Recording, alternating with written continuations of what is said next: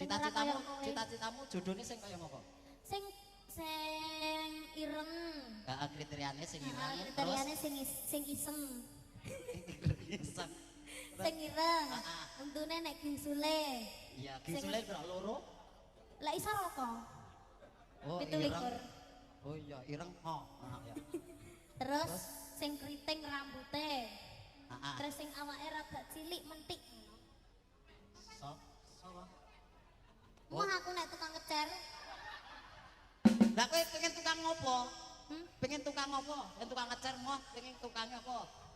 Nek aku ki seleraku ki sing kaya pengendang ngono kuwi. Tapi udah pengendang kuwi ya. Nek kuwi tuwek elek aku.